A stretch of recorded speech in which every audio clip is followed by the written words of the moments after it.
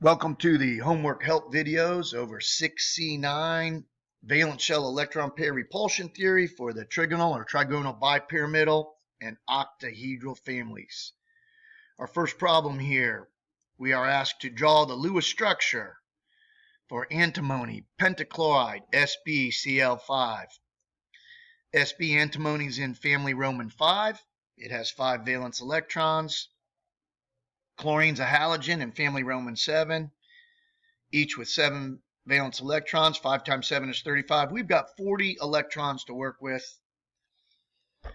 Now, who will be our central atom?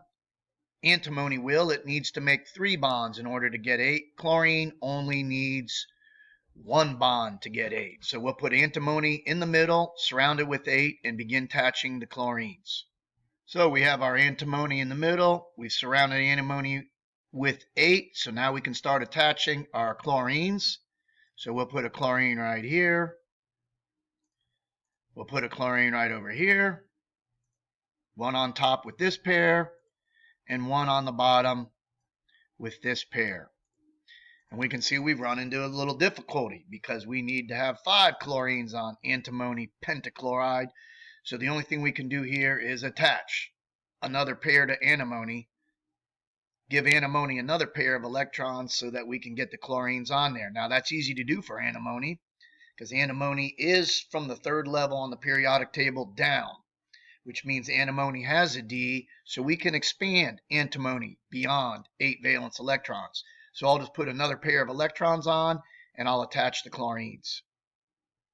So now we have our molecule. I got our 5 chlorines on there, all with 8. We have antimony. It's made 5 bonds. It's exceeded the octet rule, which it is allowed to do.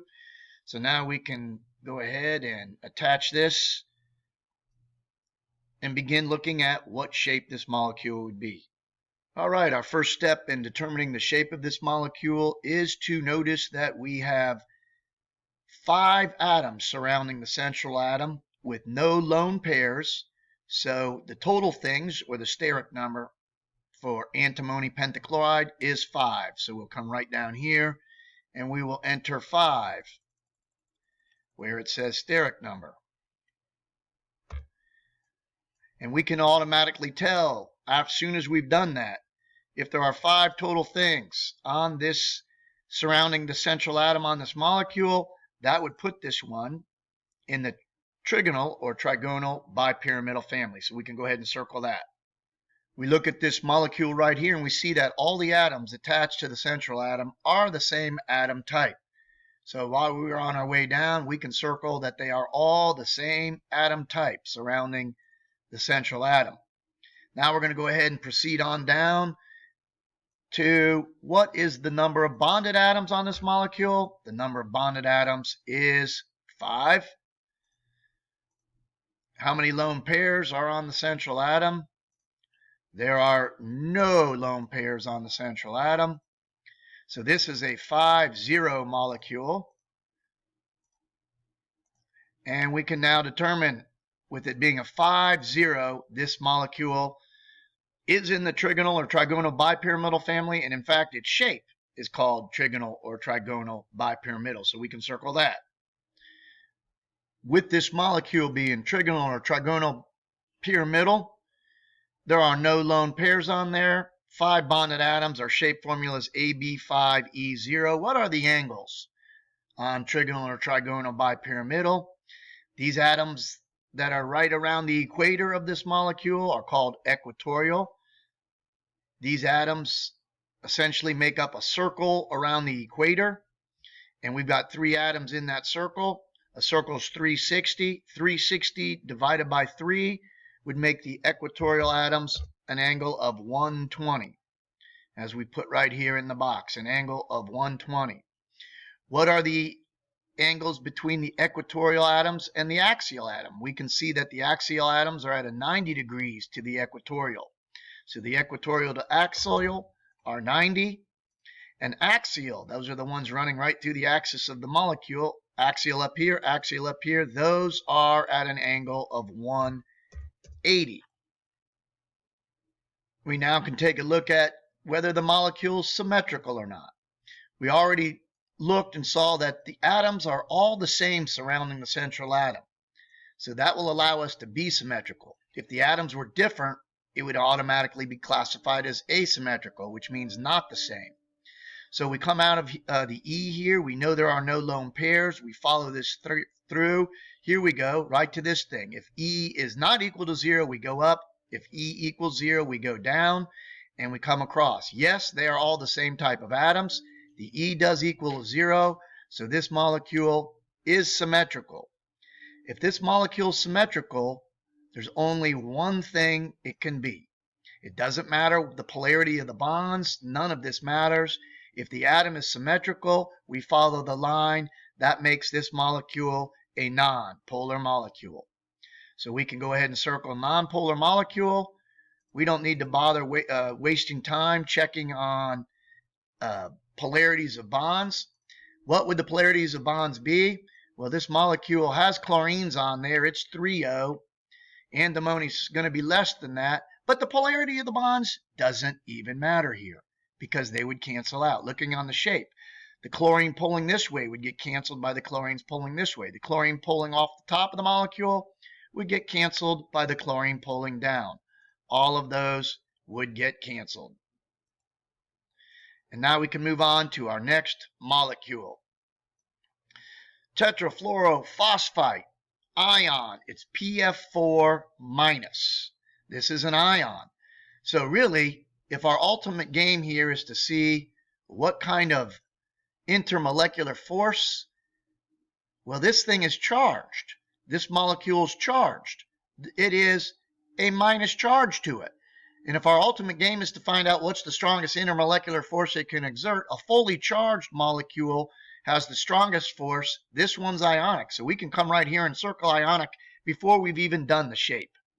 But invariably, they're going to want us to determine the shape. We know it's ionic, so whether the molecule is polar or not isn't really the question, but they're going to want to know what the shape is. There's one phosphorus with 5 valence electrons. It's in Roman 5. There are 4 fluorines on this molecule, each with 7. 4 times 7 is 28. We add those up. 5 and 28 is 33.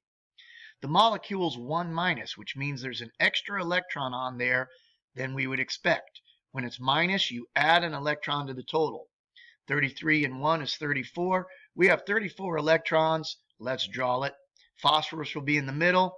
It needs 3 bonds. Fluorines will surround it. They only need 1 bond. So here's our phosphorus in the middle. Let's go ahead and attach our fluorines. Wherever there's a pair, we can put a fluorine.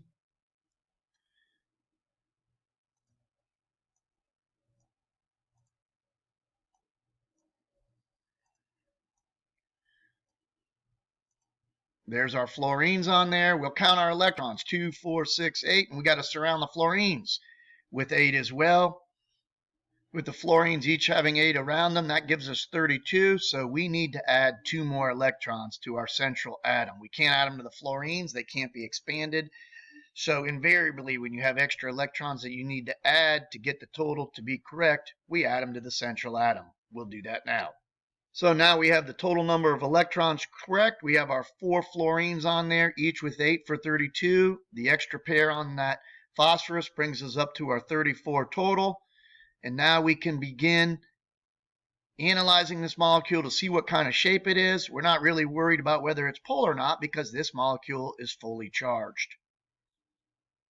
Counting, we have 4 atoms. And 1 lone pair counts as another thing. We have 5 total things surrounding the central atom phosphorus as we begin looking to see what shape it is. With knowing that there's 5 total things, we know that that puts it in the trigonal bipyramidal family. Looking at what is there, we have 4 atoms and 1 lone pair. So the 4-1, we know we're in the trigonal bipyramidal family. The 4-1 tells us that this is seesaw. So we can go ahead and circle the seesaw shape.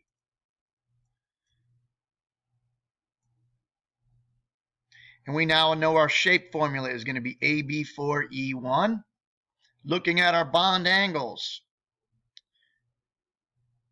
On this shape right here, it should actually be rotated this way, so to speak, when we're looking at it. So the atom that we removed and replaced with that lone pair of electrons, these are the equatorials. The equatorials run around here. So the bond angle on our equatorials with that lone pair should be a little bit less than our equatorial to axial will be 90, and we can see our axial to axial will be 180.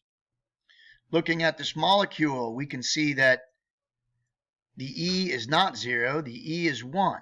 So when the E is 1, we've got to come up on this route. If E was 0, it would be symmetrical. Well, the E is not 0, it is 1. Now, is it linear AB2E3 or square planar AB4E2? No, it's not. So we go past that one. We go up to here. It does have an E not equal to 0. This molecule will be classified as asymmetrical. However, we do not even need to worry about checking the polarity of the bonds. The bonds would be polar. Fluorine on this molecule would certainly make them strongly polar. They would be not canceled out. This one would be pulling down this way. This one's pulling down this way. There's nothing to cancel by having an atom pulling out that side. So the bonds would be polar and the molecule would also be polar. Except if we're looking for the strongest intermolecular force, this thing's fully charged. It is ionic. And we will stop there and pick up the next shape on the next video.